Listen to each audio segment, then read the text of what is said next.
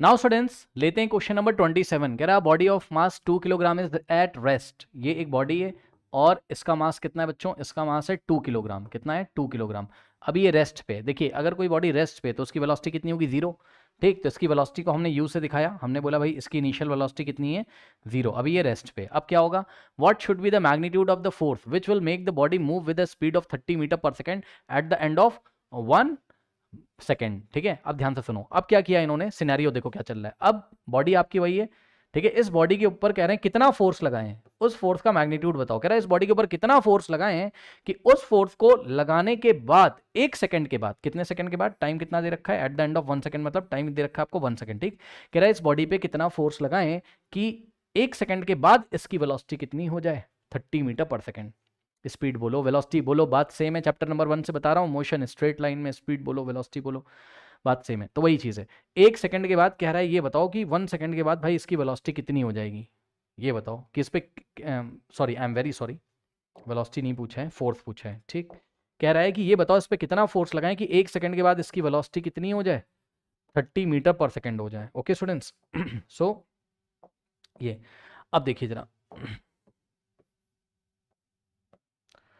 कैसे करेंगे इस सवाल को। तो इस सवाल को हम करेंगे, अगर आप ध्यान से चेक करो तो बॉडी की वेलोसिटी में चेंज आ रहा है, 0 से बढ़ के कितनी हो गई? v, यानी कि 30 हो गई। ठीक, तो इसको करने के दो तरीके हैं, या तो आप डायरेक्ट कर दो। आपने पढ़ा है फोर्स इज इक्वल्स टू क्या होता है, बताइए। फोर्स इज इक्वल्स टू क्या होता है? Rate of change of momentum. और rate of change of momentum को न्यूटन सेकंड लॉ से, भाई rate of change of momentum is directly proportional to force applied. ठीक, तो एफ इज इक्वल्स टू क्या होता था? M in the bracket V minus U by T. ठीक है, निकाल लीजिए यहाँ से F is equals to M, M कितना दिया है? 2 kilogram, in the bracket we, we final velocity कितनी है? 30, माइनस यू, यू कितना है? 0, और डिवाइडेड बाय टाइम, टाइम कितना है? 1 सेकेंड है। तो यहाँ से फोर्स आ जाएगा कितना? 20 इंटू 30 माइनस 0, 30 डिवाइडेड बाय 1 का कोई मतलब नहीं है, नीचे 1 है तो कोई फर्क पड़ेगा नहीं। कितना हो गया? 2 इंटू 2 3 ज़ा 6, 600। ओके, यहाँ पे ओके ओके एक मिस्टेक मेरे से हो गई बच्चों, ये बाहर 2 लिखा है। कितना लिखा है बाहर?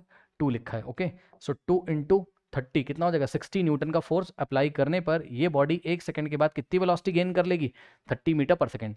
इसी को करने का दूसरा तरीका था कि force is equals to mass into acceleration लगाते। एक्चुअल में आपने कुछ नया नहीं किया है, आपको जो फॉर्मूला पता है यहाँ पर न्यूटन सेकंड लॉ से कि rate of change of momentum force के इक्वल होता है। तो F is equals to M in the bracket V minus U by T. ठीक है ना, तो ये बात जो आपको पता है, तो यहाँ पर v minus U by T, ये जो चीज़ है यही तो क्या है? एक्सेलरेशन है। चेक कर लो, यही तो क्या है? एक्सेलरेशन है। चैप्टर नंबर 1 में पढ़ा था F is equals to M, और v minus U by T, V minus U by T को हम एक्सेलरेशन बोलते थे। ठीक, तो या तो आप F is equals to M में लगा लो, इसके लिए एक्सेलरेशन आपको अलग से कैलकुलेट करना पड़ेगा।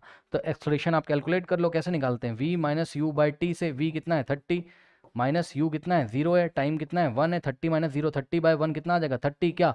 मीटर पर सेकंड स्क्वायर। ये लीजिए एक्सलेशन आ गया, और एक्सलेशन को यहाँ पे लाके रख दो। तो F is equals to M, mass कितना है? 2 किलोग्राम, एक्सलेशन कितना है? 30 मीटर पर सेकंड स्क्वायर। तो फोर्स कितना आ जाएगा? फोर्स का ऐसा यूनिट क्या होता है? न्यूटन। ये लीजिए, इस तरीके से कर लीजिए। ठीक, तो जैसे आपको पसंद है वैसे आप कर सकते हो, नोट कर लीजिए।